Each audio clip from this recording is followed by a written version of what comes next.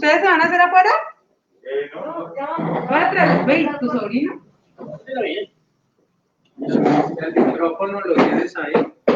Creo. No lo veo. Ahí ya están vivos. Sí, aquí está. ¿Me vas a preguntar qué?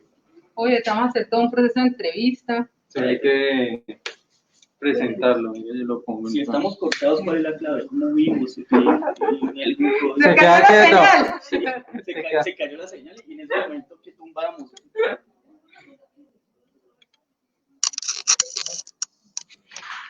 Estamos probando aquí. Y yo miro en el celular que funciona.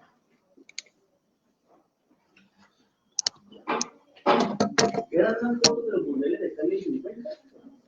La era el piso de Cali de 50 sobre Santellena. ¿Quieres tú? Señora. Ahí puedes hacerla y Sí, venga, yo le pongo vamos a hacer la letras así. presentación de la marcha del obrero. Con la parte. Señor Hansel, siéntese por favor acá. Cuando uno es un puñuelo para las tecnologías, se aterra de todo, ¿no? Mira, eso ya. Obvio, está en vivo, en directo. Por favor, ven acá. Que hay un, miren la pantalla, ahí no se ve. Como espectadores acá. Los Y con las espectadores ahí. el gran público. Hagan la Los que van a hacer la bulla. Entonces, qué pena. ¿Vámonos acá o qué? Sí, una Sí, presentación ahí, así una antes de presentación hacerla. corta. Vale, vale. Es que, ¿quién es Hansel Mera? Las preguntas. Bueno, queremos saludar a todas y a todos. Gracias por estar acá virtualmente en Oromo Café Librería. Tenemos acá al historiador y sociólogo, ¿cierto? Más o menos. Más o menos. Más o menos. Hansel Mera, un viejo amigo, un colega, y muy agradecido contigo pues de la presentación que vas a hacer, por tenernos acá de visita. No, muchas gracias. Pues era una promesa incumplida, ¿no? Ya llevaba como 2 años diciéndote iré y nada. Ajá. Bueno, lo que quiero dejar claro es que vengo representando un colectivo que se llama REUSO, Red de Estudios Históricos del Suroccidente de Colombia, Uh-huh. en el cual estamos, digámoslo, básicamente 3 colegas historiadores y otro colega que trabaja comunicación social, lleva mucha experiencia en eso, Apolinar Ruiz, Jairo Henry Arroyo, Alexander Tascón. Y nuestra idea, digamos, lo que es tratar de promover investigaciones sobre historia cultural urbana, en este caso de Cali, pero también, digámoslo, salirnos un poco de esa noción estrecha de ciudad.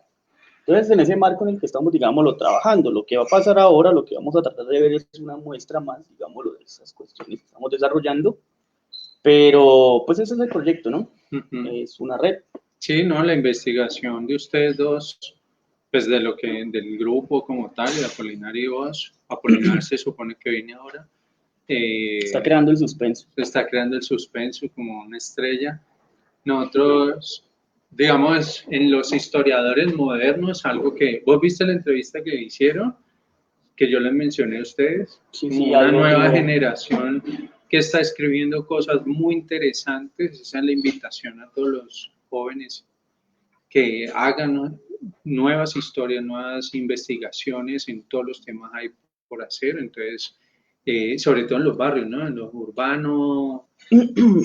A ver, los barrios entendidos como una unidad de análisis que te permite reinterpretar la ciudad, es decir, pasar a partir de esa configuración, digámoslo, micro, ese cambio de escala, leer las ciudades de otras formas de interpretación. Por ejemplo, los barrios te permiten ir a la experiencia de la gente, de los actores, te permite mejor que nada pasar de grandes componentes sociodemográficas, a pasar a procesos de poblamiento en el cual identificas estructuras de parentesco, familias en concreto y todo lo demás. Entonces, nosotros estamos proponiendo o jugando mucho con ese cambio de escala en términos espaciales, demográficos y culturales. Uh-huh. Y en este caso, pues, a ver, nos estamos tratando de mover en varios registros, desde la relación histórica de Cali con el río Cauca hasta la configuración, digámoslo, decimonónica y a inicios del siglo XX del viejo centro de Cali. Uh-huh. Y de ahí también hemos ido como avanzando a cuestiones pericéntricas, por decirlo de alguna manera. Es decir,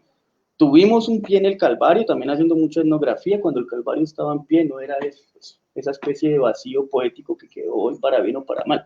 Sí. Entonces, en esas vainas es que nos estamos moviendo, pero en esta ocasión, creo yo, Ustedes empezaron con el barrio obrero, Calvario, con el Calvario, Calvario. y Empezamos luego con el barrio obrero, y Siloé. Eso no ha sido tan ordenado como aparenta No. ser. No, eso empezó casi con el al Calvario. tiempo. Sí, tiene algo de anómico, seamos honestos. Ajá. Eso empezó con el Calvario, Ajá. pero el Calvario bajamos un poco más hacia el Santa Rosa y Fray Damián. Sí. Fray Damián célebre por una inspección de policía donde algunos habrán terminado sus borracheras, pero esa no es el tema de hoy. El barrio. Y pasar de eso es un poco también hacia Guayaquil. Si ves que estamos viendo como hacia el sur cada vez más, y ahí a la vez que entendemos la extensión de Cali, los 30, 40 y 50, vamos identificando son las familias que terminan haciendo vida en suelos ejidales, ¿me entendés? Ahí está Calvario, Fray Damián, Santa Rosa. Si miramos un poco para más, pues evidentemente tendríamos que irnos para Obrero y terminamos yéndonos para Obrero con una cuestión muy curiosa. ¿Cómo empezó eso? Yo no sé si esto se le puede llamar intereses o qué carajo, pero tuvo que ver con que alguna vez estaba yo metido en el archivo revisando papeles viejos, como buen neurótico, y encontramos los acuerdos fundacionales del barrio obrero. Curiosamente nos dimos cuenta que el barrio obrero entonces estaba a puertas de cumplir 100 años. Yo decía, pero ¿cómo es posible que tengamos esto aquí a la vista y como sociedad o como colectivo no seamos capaces de hacer de esto una excusa necesaria para interpretar lo que ha sido el devenir de esta ciudad a partir del caso obrero? Así fue la vaina. Eso no fue así planificado. El estalinismo llevado al... No nos mitamos. Bueno. No, tuvo cuestiones así, digámoslo, de hallazgos inesperados, de intereses, pero que sí pudimos, en mi opinión, constituir como un proyecto, como una excusa para interpretar Cali. Y esa es la idea que tenemos ahora. Pero lo que queremos hacer es como el texto que mejor ha recopilado la historia del barrio obrero. Pues realmente, fíjate que no. Lo primero que hicimos es que no lo íbamos a pensar como texto, sino como conjunto de textos. Hablábamos de 8 tomos, yo te he dicho a vos. Sí. Libros pequeños de 150 páginas máximos, que constituyen una colección pequeñita y que estén a medio camino entre la rigurosidad de la academia, pero también la necesidad de divulgar. Nosotros no creemos que esos dos universos sean distantes, polos antagónicos. Ni caemos, exacto, ni en el intelectualismo radical ni en el populismo exacerbado. Yo creo que hay cuestiones intermedias básicas que aún en ciencia, política y conocimientos en sentido mucho más amplio. ¿Sí? ¿Sí? ¿La vaina? Sí, es verdad. Ahora, en este momento, parte de lo que vamos a ver acá va a salir en el segundo tomo. Estoy ya vendiendo el libro aquí. Está bien, aquí va a haber promoción. Patrocinado por La Roja, si bien entiendo. Bueno, no sé, eso no lo vamos a discutir ahora. Y ese tomo se va a llamar Historia del Barrio Obrero, tomo 2, habitar, trabajar y luchar en Cali 1920-1940, y ya la idea es centrarnos en el barrio obrero, pero a partir de los procesos de poblamiento y de cómo la gente construye el barrio. Es decir, el barrio menos entendido como el resultado de unos dispositivos de movilidad, llámese ferrocarril, llámese tranvía, y más cómo la gente lo construye en sus rutinas cotidianas, en sus entramados de prácticas, y a partir del mundo del trabajo y a partir de lo que tiene en la cabeza, siguiendo pues la clásica noción de Ippi Thompson, según el cual las clases también tienen una composición cultural y simbólica y toda esta vaina. Y con una cuestión en concreto que esperamos dejar hoy por lo menos planteada, es que yo puedo hacer la historia del barrio obrero, hablando de todos esos hombres y mujeres, pero también rescatando en este caso dos figuras claves de las cuales espero pues, que se pueda hablar. Una es Ignacio Torres Giraldo, un migrante que llega en los años 20 y que va a favorecer la configuración de una cuestión que se va a llamar el socialismo en los años 20, sobre todo, y cómo a finales de esos 20 aparece una figura como Julio Rincón, que va a ser, digamos, el gran líder de las luchas ejidales y viviendistas, no solamente en Cali, me atrevo a decir, y que curiosamente, pues, cumple en este 2021 70 años de haber sido asesinado. Entonces, nuestra idea es hacer una historia del barrio, pero con un pie en la cultura, la política, las configuraciones intelectuales, el mundo de la prensa, lo cultural y todo lo demás. Y eso es lo que tratamos de hacer. ¿Antes de eso existe una biografía de él? Que yo conozca, no. He buscado por cielo y tierra, y realmente sí hay referencias a Julio Rincón, pero referencias, digámoslo, muy secundarias. Y yo también creo que eso no tiene que ver simplemente con el grado de compromiso que tenga la izquierda en los planos intelectuales, ni con la poca predilección en la historiografía nacional por la biografía. Yo creo que también tiene que ver con que hacerla es muy complejo. Sí, la verdad. En este caso, pues por razones que en su momento vamos a exponer. Excelente. Entonces, Bueno, no, quedamos gracias. aquí con Hansel. Entonces vamos a darles paso a los, ¿cómo se llamaría esto? Virtualidades. Comensales, no sé. Comensales ¿Cómo virtuales. llamamos a esto? Sí. No, antes televidente, ahora radio escuchas, ahora hay que inventarse una palabra para los virtuales. Entonces lo dejamos con Hansel, acomodemos la silla. ¿La idea es proyectarlo o qué? Usted ahí medio ¿Pero proyectamos o qué hacemos? está, usted ya le habla a la cámara, al micrófono, a su gran público. Para proceder un documental. Sí, ¿no? Creo que es lo mejor. ¿Sí? Sí, para Yo que... atiendo. Ponlo, por favor.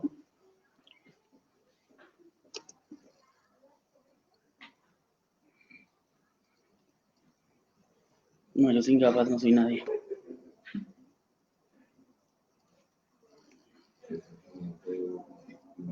Está totalmente Indefenso.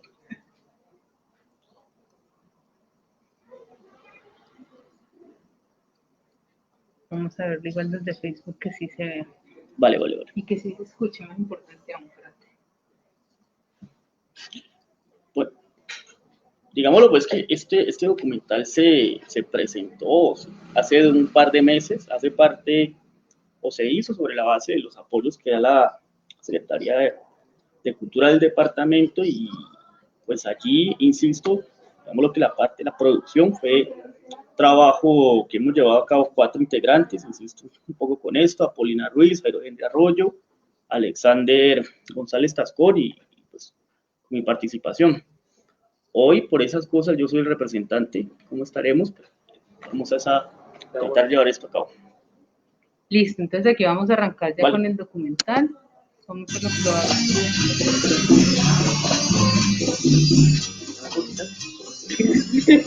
Si uno quería saber qué pasó en la ciudad, pues no era en el banco.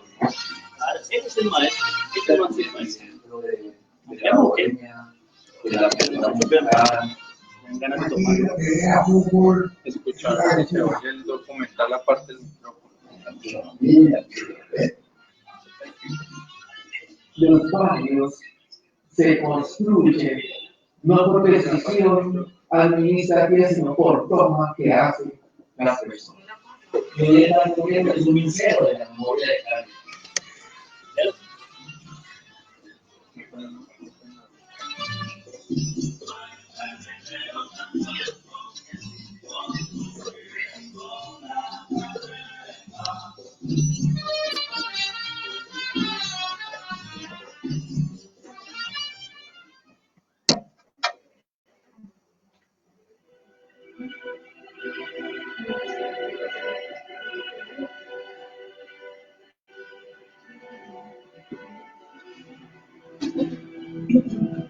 La manera de celebrar este nacimiento fue con el camino municipal que se inaugura el 20 de julio. En 1915 llega la estación de ferrocarril del Pacífico.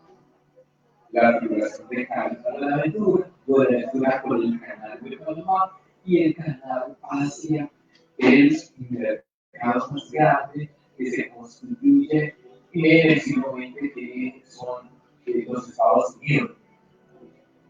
Ya poder importar mercancías, importar materia prima, pero también transformarla y poderla comercializar. Para unas condiciones ideales para que se desarrolle un mundo fabril. Ese cambio se traduce en mucha presión sobre el espacio. Cali se está expandiendo, estamos saliendo del viejo centro para caer en la plaza de Caicedo. Pasamos en 1912 de cerca de 20.000 habitantes a 1918 cerca de 44.000.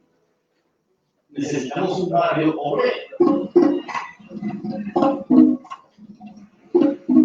Una ley nacional sobre la creación y constitución de barrios obreros con unas especificidades como tal. Tu nombre ya no está ligado a una parroquia o a un santo o a un nombre bíblico, sino que ya tiene una connotación de una palabra moderna, digamos, obrero. Un epicentro de de la bohemia, de la cultura musical, de la cultura futbolística. Aquí lo que era fútbol es una locura. Aquí las escuelas, las fábricas participan, muchos jugadores. Las calles adoctrinadas, el maestro, las calles sin pavimentar. Escuchamos mucha música que llegaba por acá por Buenaventura de Cuba. Uno iba hacia el barrio obrero o hacia el colegio donde uno estudiaba, entonces uno pasaba por sitios y se estaba escuchando baratas, se estaba escuchando Sonora Matancera.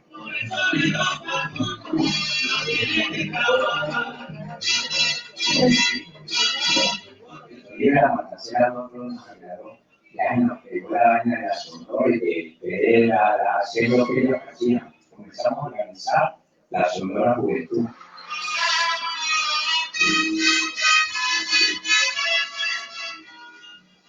El de Romero no comenzó como el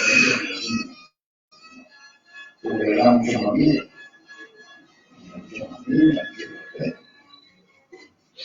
Aquí se concentraban las actividades culturales y sobre todo políticas. Aquí en el Obrero se van a organizar las primeras centrales sindicales.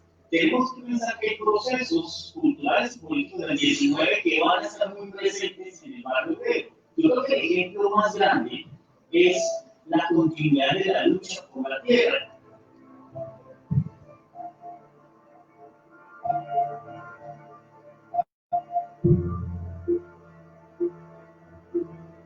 En el caso del barrio obrero está ubicado en un ejido, en una tierra comunal, un ejido que ha sido disputado desde siglos anteriores, donde digamos, las clases menos favorecidas, como se les decía, la plebe, venía luchando en contra de unos terratenientes y asentados que estaban apoderándose de estos ejidos, que estaban dándole, se habían apropiado. En esto surge la agricultura que va a descollar y va a representar esos cultivos.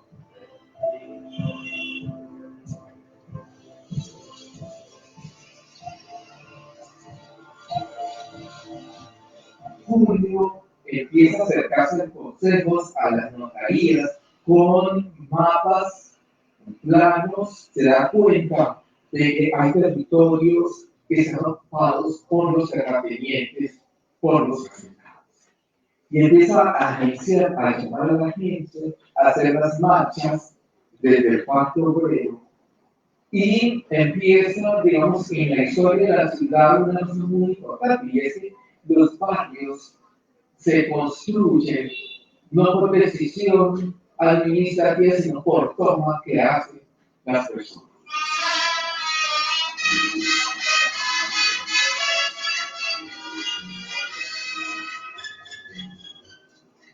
La radio también nos comunica con el canto del Caribe. Los años 30 y 40, el eco de la música antillana empieza a ser muy fuerte en esta región. Nosotros yo creo que empezamos hasta pronto hay unos 15 años.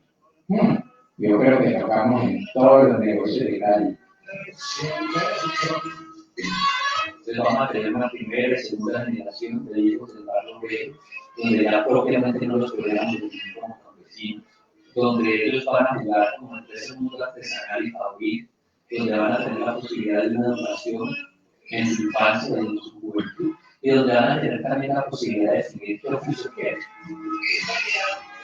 Nosotros cogimos la venta de pintura, de pintar y todo por un puñado, pero nosotros no, cuando comenzamos a ganar plata, yo voy a ver esa por allá y yo no voy a hacer en escalera. Son los jóvenes que tienen la posibilidad de estudiar y de decidir qué quieren ser. Son los jóvenes que crean una orquesta. Son los jóvenes que crean un equipo de cuadra. Son los jóvenes que crean una selección de fútbol de barrio. Pues el fútbol nosotros lo practicamos en la calle, pero cuando teníamos la parte de que nos llama, la parte que llamamos nosotros el luncheon. El Longchamp, en ese momento, era un hipódromo que quedaba a las afueras de Cali. claro, un terreno llano que tenemos hacia el oriente de Cali, lo que era el mundo del Guayano. Entonces aquí uno iba a jugar y jugaba con Benjamín Herrera, jugaba con un nuevo sector que era el volcán, que realmente era como una especie de invasión también. Actué en 10 de los 14 equipos profesionales que tenía Colombia. Desde la escuela yo jugaba, y jugaba de 9 de centro delantero. Ahí teníamos un maestro de escuela que me decía, cuando no quiera jugar de delantero, juegue de largo, que no hace bien. Y ahí me queda. Hasta que salió un aviso en la prensa, Boca Juniors solicita un arquero.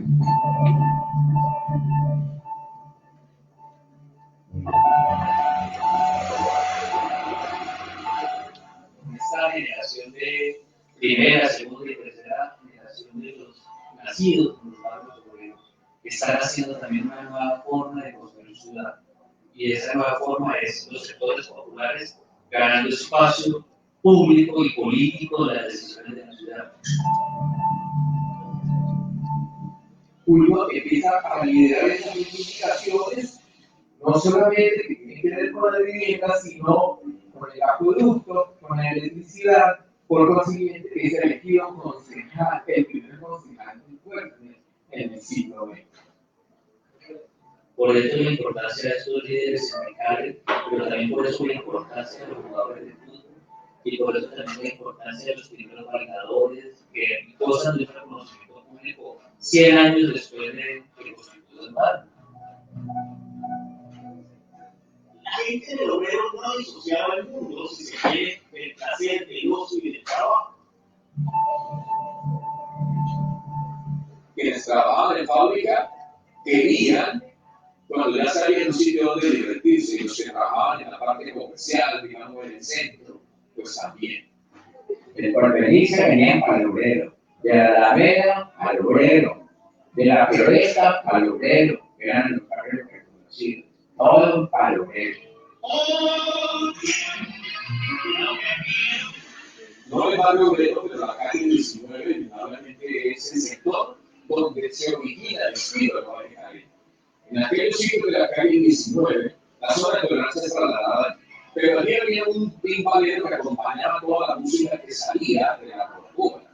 Cuando el bailarín escuchaba ese jazzista y hacía redobles, trataba de seguirlo con el movimiento de los pies. Nació aquí el estilo de Valle Cali.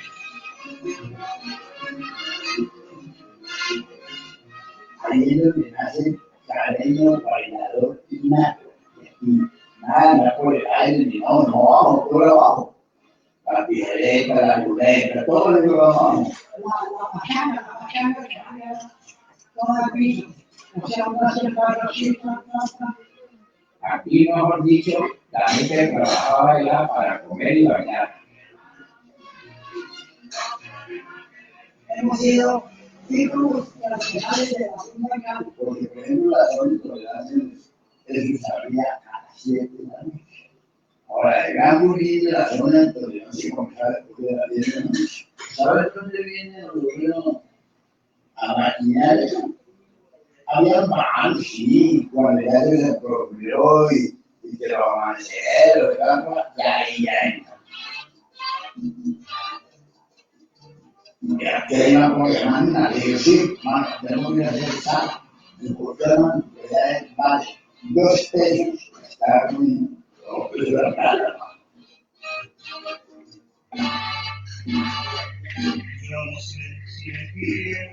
Ahí es donde comienza el son de familia de los y de otras partes, aquí es eso el problema más o menos de los 75, 80, llegando a En aquella calle 19, de la cual hablábamos, allá realmente en esas casas de bombillo rojo estaban las famosas señoras denominadas coperas, ¿sí? Que eran las que atendían y que bailaban muy bien. Entonces alguien le dio por decir, hay que enseñarle a la señora, a la esposa, a que baile. Y fundaron la primera escuela de baile de Cali que se llamó la Comparsita. El profesor era Benigno Olvido. Entonces, cuando ya las señoras, las muchachas aprendieron a bailar, yo quiero bailar, porque usted no puede ir allá a los santos de las 19. díganle a sus amigos que vengan aquí a la casa, que traigan su camino y que aporten algo a apagar el sonido. Eso es el comienzo de los bailes de Bogotá. Y eso porque se mezcla con un espíritu que creo que también es lo nuevo a nivel regional latinoamericano, donde ya encontramos dirigentes sindicales, dirigentes culturales, dirigentes políticos, que están diciendo, mire, esto existe y hay que reconocerlo.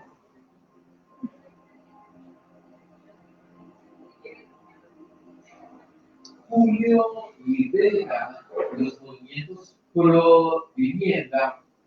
Hay sectores de liberalismo, moderado y radical que lo acompañan, como los barberos, por ejemplo, y que definieron en el Consejo leyes para que los sectores más pobres tuvieran vivienda.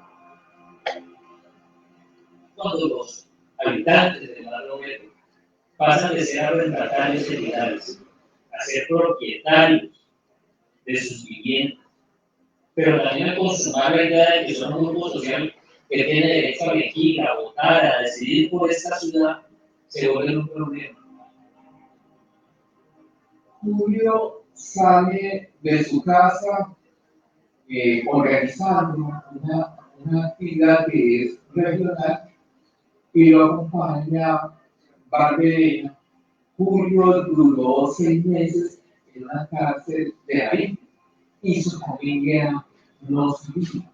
La señora de Julio fue apresada por varios días porque no lo encontraron a él y después de 3 meses, 4 meses, encuentran a Julio y a Barberena terriblemente golpeados. Y por eso es que el barrio Obrero, o los habitantes del barrio Obrero, y de los demás barrios obreros, comienzan a vivir la guerra sucia y la rudeza del conflicto.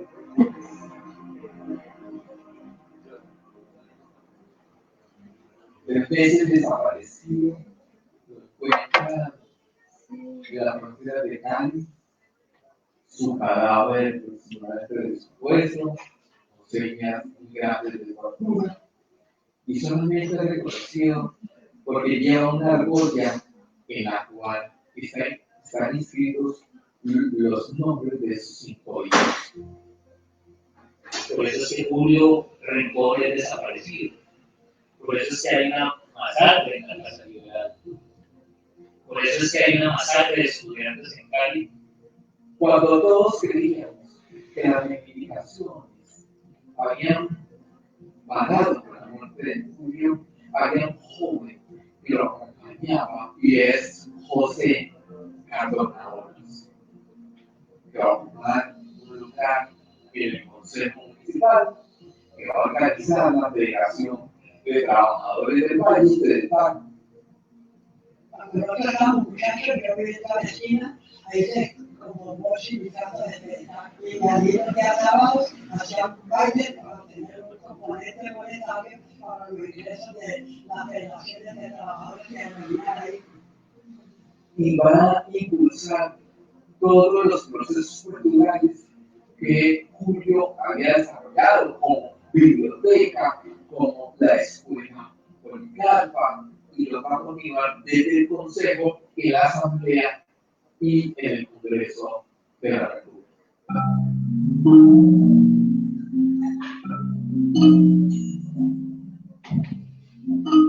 La década del 50 es un parteaguas para mí en la ciudad de Cali, en la cual teníamos líderes que se habían ganado un reconocimiento, de líderes como parte de un barrio, de líderes que son comunistas, socialistas, y eso era legítimo.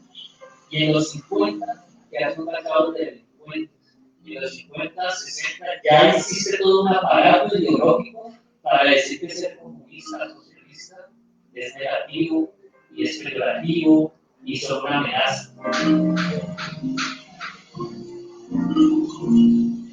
Ya para los años 80 hay una decisión en la izquierda. Él reconoce que no se pueden combinar todas las formas de lucha y que hay que pelear por una democracia real y avanzada.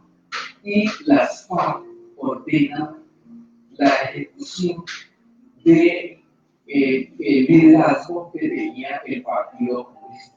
José Cabrera Bólivar muere saliendo de la Santiago de Cali en los años 80.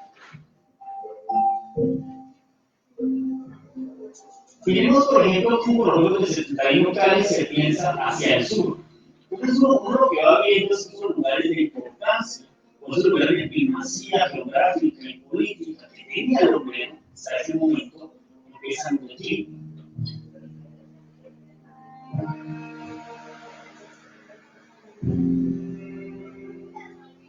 Sumando también un poco, en el caso del ferrocarril del Pacífico, encontramos un primer momento de crisis aguda en el barrio. Las transformaciones del barrio primero tienen que ver también con las transformaciones de ciudad y las transformaciones que tienen que ver con la región y la geopolítica. Y las expectativas de la gente ya tienen que ver con los objetivos de consumo que ya se pueden ubicar no en la fase de industrialización, sino en la fase del comercio y en la fase de los servicios. No hubo problema de usted hasta los años 80 y pico, comunidades que se trató. Después de que apareciera la cocaína y allí El narcotráfico va a cambiar los factores del consumo, pero también la globalización que se va a dar a finales de los 80, de los 90. A eso sumémosle los procesos de apertura económica que vienen un poco más adelante y que impactan de lleno en un sector fabril y artesanal tan fuerte.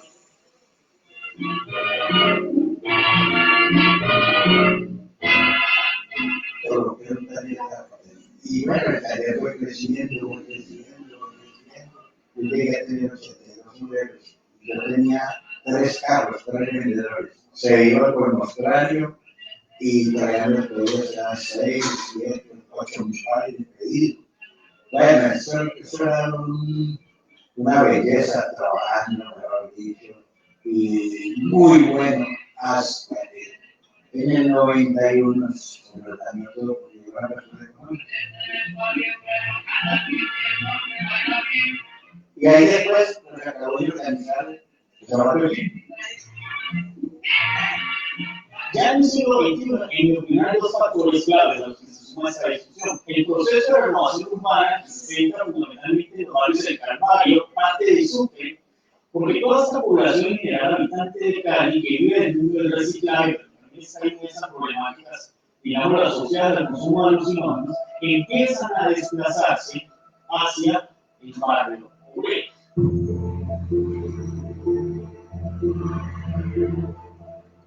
A pesar del cambio de uso del paso, podemos resistir para finas prácticas culturales que están en la historia individual y colectiva de todos.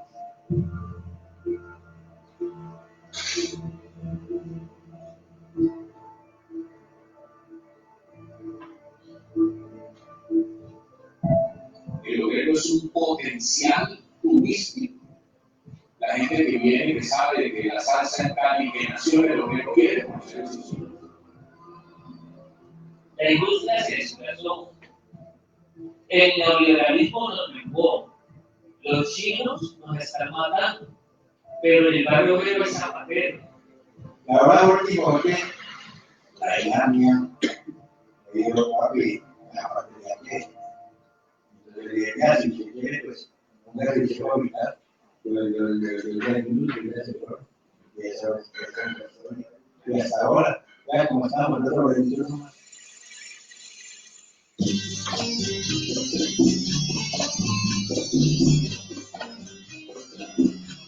Yo el barrio obrero es un museo de la moda.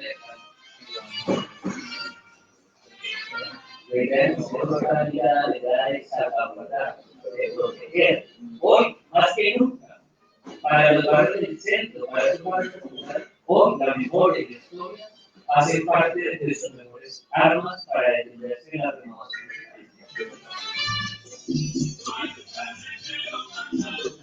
Realmente sí, yo no tengo mi vida, creo que ya seguiré así hasta los últimos días de mi existencia, gracias a Dios, porque realmente yo quiero mi país.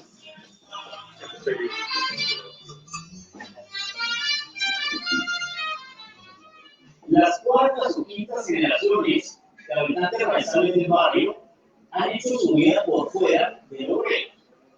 Y eso es un proceso que no podemos detener ni se trata de culpar a nadie. Digamos que ese sentido, ese tejido, también sí se ha ido agotando.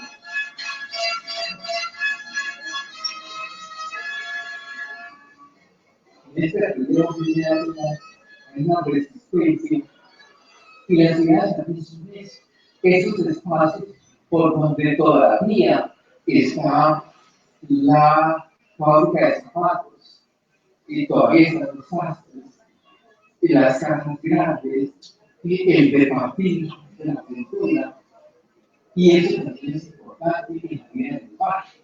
¿Cuál es la clave que queremos? Yo creo que eso es lo que se está defendiendo hoy en este momento. Siglo XXI.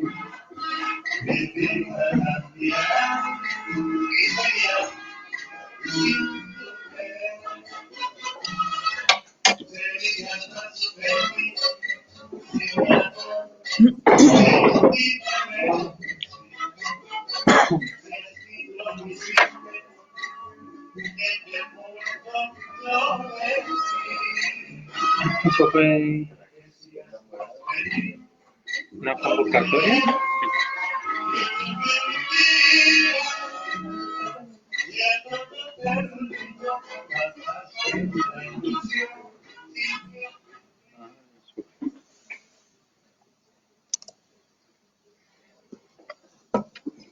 Y estamos aquí.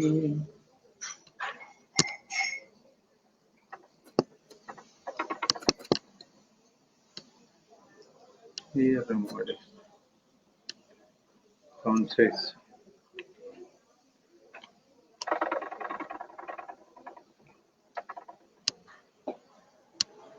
Entonces, vamos a entrar a la parte de preguntas y por aquí en el público nos tienen unas preguntas.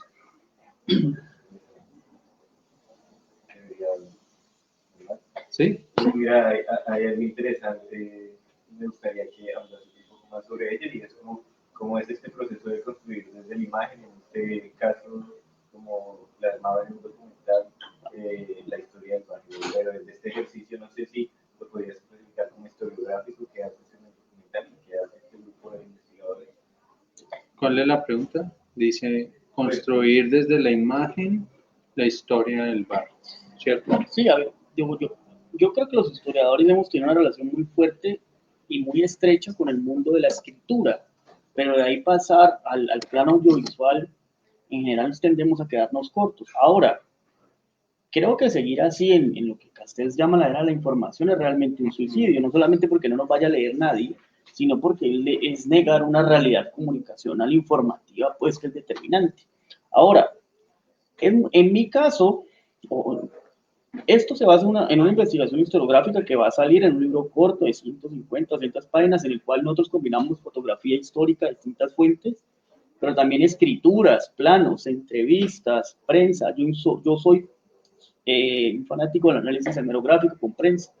Y lo que tratamos de hacer es, claro, por un lado va el formato libro clásico historiográfico, pero por el otro tratamos, digámoslo, de crear un formato audiovisual en el cual quizá lo más importante quede consumado, pero en el cual también la fotografía, sobre todo como viste, o como se pudo ver allí, de la época, tanto de los recortes como de los personajes y todo lo demás, haga parte de esa composición, ¿vale? ¿Qué es lo que pasa? Sinceramente, yo no soy muy diestro en el mundo de la comunicación social, eso tiene que ver más en este caso con el potencial de mi otro colega, de Alexander González. Pero yo sí creo, y en eso creo que pues, vamos a estar todos de acuerdo, en que en este momento las ciencias sociales no se pueden quedar en un umbral de comodidad haciendo lo que se hacía hasta el siglo XX. Eso es negar la realidad. ¿Cómo le llamamos a eso? Ser perezoso, no sé, ser muy ingenuo. Entonces creo que la apuesta en este caso va por esa nueva serie de tareas, aunque creo que esto debe insertarse en un proyecto de mayor aliento. Es decir, ¿qué estamos pensando nosotros en Reuso? Por ejemplo, este 2021, lo que les había comentado en otro espacio, algo dedicado a Julio Rincón, pero también hacer algo dedicado a las obreras de la garantía. Es decir, como es más difícil acercarse al mundo de las mujeres en términos historiográficos, a veces los materiales son mucho más complejos, pues hacer una indagación que dé cuenta al menos de cómo, por ejemplo, en el obrero, en general, el sector fabril o industrial era un dominio femenino. Y entonces ahí ya cambiamos un poco la lógica. Y eso lo que queremos hacer es a partir de las entrevistas, pero también dándole cabida a las obreras que podamos encontrar o no. Pero aparte de eso, para jugar un poco con los conceptos, nosotros queremos mostrar que el obrero, por ejemplo, tenía una serie o una pluralidad de mundos del trabajo que no podríamos ligar simplemente a la industria. La cantidad de mujeres que trabajan en la plaza de mercado era impresionante.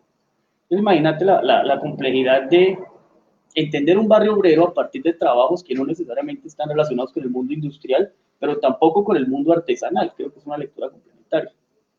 E insisto, yo soy de los que creen que hay que apostar a tipologías documentales diversas y a nuevos formatos que nos saquen del libro, a pesar de que hay que hacer los libros, pues, no quedarse En eso que dice el compañero, ¿cómo se llega, por ejemplo, a no ser anacrónico?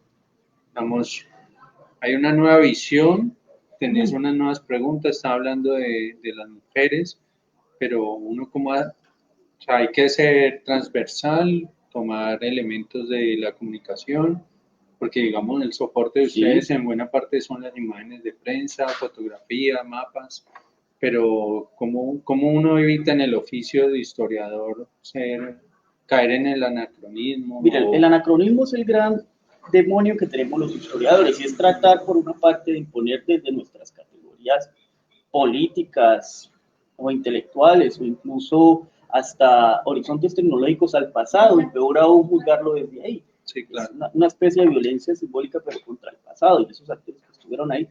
Pues yo creo que el anacronismo o los anacronismos en plural se tienen que combatir es primero con las necesarias cautelas y reflexividades, parafraseando lo que Pierre Bourdieu le decía a los sociólogos. En nuestro caso, en el libro que se va a conocer ahora, a ver, yo creo que existe una prenoción en torno al obrero y al barrio obrero. Definámoslo así. La idea de que era un barrio configurado sobre la base de hombres obreros, en general mestizos, relacionados con una industrialización más o menos pues, desarrollada, y realmente no era así. Creo que esa prenoción se puede combatir sobre la base de una investigación amplia que te empieza a mostrar que, primero, no necesariamente lo que primaba era el trabajo fabril. Segundo, que si existía una proletarización innegable, esa proletarización tenía que ver más con el mundo de talleres, imprentas, y fundamentalmente con el ferrocarril del Pacífico. Y si hablamos de ferrocarril del Pacífico, estamos hablando de una cantidad de trabajadores, en este caso sí masculinos, que tienen que ver con Dagua, con Buenaventura, con Palmira. Es decir, desde ahí tenemos una especie de heterogeneidad que va a explicar las dinámicas de poblamiento y que impide que las reduzcamos al preconcepto del cual estamos hablando. Sin ir más lejos, Petronio Álvarez, que era ferroviario, también pasó por el petróleo. Entonces imagínate lo que hay ahí detrás. Perdón, también pasó por el obrero. Entonces mira lo que hay allí detrás. Ahora, creo que esa es una clave. Creo que es tomarse el tiempo de hacer investigaciones fuertes, con calma, uniendo la cientificidad con el trabajo artesanal. Yo no creo que sean polos opuestos, radicales, no. Porque una de las cosas interesantes ahora es el tema de la divulgación, que es donde mencionas que no podemos ser academicistas y tampoco pues llegar al otro extremo, pero es muy necesario ahorita que las nuevas tecnologías, porque el tema de comunicación e información está en disputa, la memoria, ¿no? Sí. A ver, pero la public history, la idea de una historia pública no tiene que ver solo con difundir, sino también con nuevas formas de hacer. A mí me parece que eso es lo más complejo. Claro, sí, vamos a crear nuevos públicos, meternos a los colegios y todo lo demás, listo, bacano. Pero, por ejemplo, ¿por qué no hacer formas de recreación colectiva de las memorias, de los procesos barriales, sobre la base de talleres comunales mucho más macros. Allí hay una forma de historia pública que ya no es difundir un conocimiento, sino meterse en el ámbito de la construcción del conocimiento. Es como que tuviera esa doble vía, y eso puede ser más, pues, más interesante. Y fíjate, por ejemplo, que Cali, de las pocas iniciativas que suelo rescatar, a pesar de que soy bastante pesimista, tuvo que ver con que por allá en el 81-82 se hizo algo que se llamó la historia de los barrios, una especie de concurso, de convocatoria en la cual la gente contaba la historia de sus barrios.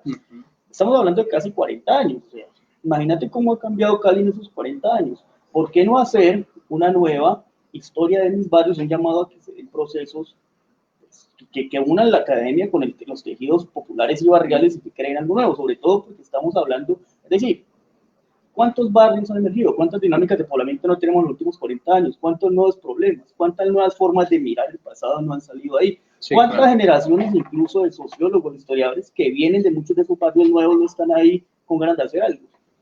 Pues ahorita ¿No? en prensa sí se está haciendo.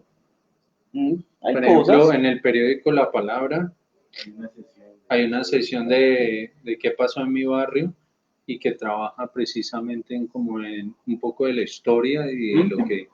Pero mira que ahí sí uno, por lo menos se genera como dudas respecto a la labor periodística, en el sentido de como qué tan acertada es la lectura que se hace en el momento y cuando se hace. Pues te pones estas reflexiones cuando un poco ya te has planteado discusiones metodológicas desde la sociología y bueno, a la hora de hacer como esta reconstrucción, es difícil saber cómo hacerlo desde el periodismo y desde la sociología, porque son huecos muy diferentes. Y si te remitís quizás a Pierre Bourdieu, que quizás hace un poco de sociología de la literatura, me es sumamente aburrida la forma como la hace, y nada parecida a la forma del periodismo quizás que se da a veces. Claro. ¿Y Pero, pues qué pensás respecto a eso? a ver, ¿Y cómo se pues, construiría la historia barrial desde el periodismo? no, lo que pasa es que yo no creo que tengamos que ceñir la actividad periodística a una especie de estilo de escritura mucho más amable. Y en el otro polo radicalmente estemos los sociólogos, los historiadores, pues, que no nos lee nadie, porque nos creamos unos ladrillos indescifrables. No, a ver, creería yo que debería haber un periodismo de investigación que sea capaz de apoyarse por una parte en buena bibliografía historiográfica, pero también de formar historiografía. Yo creo que más que crear esos puntos, hay que crear unos vasos comunicantes, y también yo creo que hoy hay que trabajar en redes. O sea, eso no es una moda, eso no es una forma de construcción de saberes que tiene que operar así. Esa idea del intelectual aislado, del tal Sabio Caldas en su isla, eso ya no funciona. Eso no funciona. Yo creo que la vaina tiene que ir por ahí. Ahora, pero fíjate, ¿por qué no pensar en los geógrafos? Entonces, los geógrafos serían claves para interpretar dinámicas de poblamiento de Cali. Sería del carajo ir con geógrafos, caminar, por ejemplo, el mundo de ladera, y con historiadores y con la gente de los barrios. Mira, o sea, se puede crear una hermenéutica de lo que ha sido Cali uniendo todas las visiones. Habitantes, geógrafos, Sí, distintos sociólogos, saberes. biólogos. Vos sabés lo interesante que sería hacer un recorrido por el río Cauca con biólogos. Alguna vez yo en una cuestión con los colegas que refería antes, recuerdo que un señor nos mapeaba el río Cauca a partir de los remolinos. Un señor de 90 años, un señor negro que había trabajado en la plaza central. Mira nada más la representación simbólica del espacio que uno puede comprender con esos actores. Eso, dialogándolo con ellos, con geógrafos, con sociólogos, con antropólogos, tendría una cosa mucho más propositiva, ¿no? Creo yo. Pero y si uno plantease la preocupación en la forma como se construye el texto, como qué reflexión se suscita de estas canciones, es decir, y pensemos otra vez en este trabajo periodístico donde a veces uno se preocuparía por el ritmo también que toma el texto en la medida que lo vas escribiendo. Bueno, pues ya sería como un Sí, él es sociólogo. Sí, esa es la cuestión. Pero ¿cómo piensas? Porque la discusión sería también plantearme cómo el contenido llegue a un público más diverso y no se quede como en estos ladrillos que decían que puede llegar a construir la sociología. Pero creo que sea eficaz y que no caiga quizás en este problema de la sociología muchas veces que te dice, yo tengo mucha confianza en que las redes, el comunicador, el habitante del barrio, el historiador, el antropólogo, con los nuevos mecanismos y las nuevas tecnologías sí pueden llegar a esos nuevos espacios. No soy muy diestro en ello, yo todavía estoy en pie en el siglo XIX, estoy todavía en el mundo de la escritura en su vecindad más estrecha, pero creo que esta dinámica informacional sí se puede aprovechar. El documental es un formato, si se quiere, bastante, tampoco es tan novedoso, pero hay nuevo, por ejemplo, mira, Pero es una herramienta. los videojuegos. No digo que hacer un videojuego sea fácil. ¿Por qué no hacer algún día a alguien que se le ocurra un videojuego basado en la historia de Cali? Parece absurdo. ¿Qué tal que eso tenga sentido? Hay universidades en las cuales los cursos de historia medieval usan videojuegos y viceversa. Para la elaboración de los videojuegos contratan historiadores. A ver, también en unos días va a salir unas cuestiones que diseñamos con unos comunicadores que tienen que ver con visualizaciones 360, por decirte algo, de la Plaza de Caicedo hace 100 años. Creo que en ese momento lo podemos intentar, es decir, cogemos todas las fotografías de la época y creamos una especie de pista 360 y creamos la ilusión de viajar en el tiempo y de estar allí y de tratar de mirar qué era lo que componía esa calle. Ese es otro ejemplo de que sí se pueden hacer cosas. Y bueno, yo creo que esa es la nueva apuesta, ¿no? Sí, eso. Ahí, ¿tú tienes una pregunta? Sí, bueno, yo quisiera saber con respecto a la llegada de la salsa, ¿por qué justamente la salsa en el barrio obrero? Esa es una pregunta extremadamente compleja. Primero, porque yo no soy un experto en salsa. Segundo, porque creo que detrás de la salsa lo que hay es una cantidad, digámoslo, de elementos culturales que van más allá. Pero lo que sí te podría decir es que hay que acabar esa idea según la cual la historia de la cultura musical en Cali solamente tiene que ver con la salsa. Sin ir más lejos, yo he podido encontrar que en Cali en los años 20 y 30 habían orquestas de jazz y de fox. Y también he encontrado desde el siglo XIX que en barrios como San Nicolás, los mismos artesanos también tenían pequeñas agrupaciones musicales para acompañar desde la música en las iglesias hasta para acompañar los tempranos griles o pequeños lugares del mercado cultural del ocio que se configuran en los 20 y 30, hoteles y cosas así. Es decir, en los barrios populares ya había un sustrato para, o digámoslo así, para favorecer un proceso de recepción de la salsa y de crear cuestiones nuevas. Sin ir más lejos, en el documental hay un ejemplo que me parece impresionante, los primos Córdoba, que componen la Sonora Juventud, y esos son los años 40 y 50. Fíjate que cuando uno los entrevista a ellos, ellos dicen, sí, nosotros estábamos encantados con la Sonora Matancera, pero también con el trío Matamoros, pero también por allá había otros que vivían en el tango, vivían en la bohemia, vivían en eso. Es decir, yo creo que en Cali hay una complejidad de la historia musical que no se ha narrado, e irónicamente la salsa, lo que se ha dicho de la salsa es más bien una forma de esconder todo aquello. De hecho, quienes tienden a hablar de ello utilizan un concepto que para los historiadores sería un desastre, que es el de presalsa, es decir, es imponer a ese pasado, juzgar ese pasado como una especie de antesala en función de la salsa, cuando no fue necesariamente así. ¿Quién está diciendo eso? No lo puedo decir porque me censuran, pero a lo que voy es, mire, yo creo que hay que insistir en tipologías documentales amplias. Recientemente aparecieron unas partituras del maestro Jerónimo Velasco. Esas partituras, mire, ¿qué está componiendo él en los años 30? Compone Foxtrot dedicado al Cali Fútbol Club. Son los años 30. Pues mire la cantidad de cuestiones musicales que no hemos estudiado. Los serenateros. ¿Qué sabemos de los serenateros? Que llegan desde los 60, 70, 80. Nada. Ahí todo está por hacer. Hay cosas, ¿no? Pero pues falta mucho, en mi opinión. ¿La salsa fue prohibida acá en Cali? Yo no sé hasta qué parte se puede hablar de radicalmente de mecanismos de censura. Quizás sí fue muy mal vista en unas cuestiones, pero tendríamos que revisar. Si estamos hablando del contexto, estamos yendo más adelante. Pero yo creo que es más que una prohibición eficaz, lo que tenemos es una representación de clase y de blanquitud que en algún momento sí se oponía a ella. Pero de ahí... Porque aquí en una pregunta de Saúl Antonio dice, ¿podrían hablar de la época donde la salsa era prohibida? Mira, en Cali, el papel que jugó en Obrero.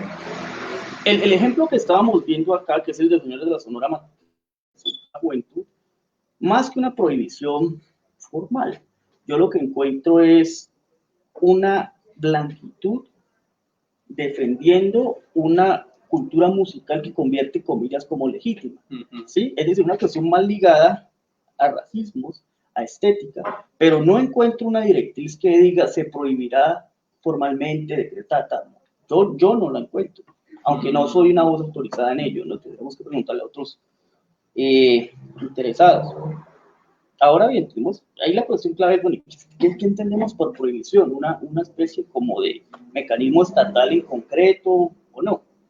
Sí hubo regulaciones. En el archivo histórico recientemente el colega Polinar Ruiz encontró unas regulaciones en torno a cuánto se tenía que pagar por tener equipamientos para música, tornamesas, en los años 50, y qué formas, digámoslo, de control existían en torno a ello en los lugares, en la zona de tolerancia y todo lo demás.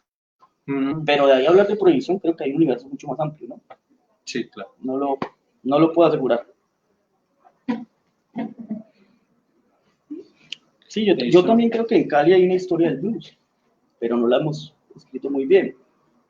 Es decir, hay varias historias por contar, ¿no? Sí, hay muchas cosas por hacer. El tema de los ejidos, yo estoy escribiendo una crónica sobre Pascual Guerrero, sobre el hijo de Pascual Guerrero, y siempre ha habido ese debate en que, pues, él y mucha gente esos terrenos eran de Pascual Guerrero, ¿no? Y se los donó al municipio para construir el estadio, pero encontré un historiador que me dijo que él no ha hallado ningún documento que avale eso, que esos terrenos eran de él. Entonces ha habido como esa ambigüedad un poco. Descifrar la relación entre los ejidos y el barrio obrero sí te va a mostrar cuestiones singulares. Por ejemplo, sí, el barrio obrero es comillas planificado sobre un ejido, vale, pero lo interesante ahí es que estaba estipulado que fuera el ejido de más bajo costo en su canon de arrendamiento. Por tanto, quienes llegaban al obrero de alguna manera podían tener esas salvaguardas, ¿me entendés?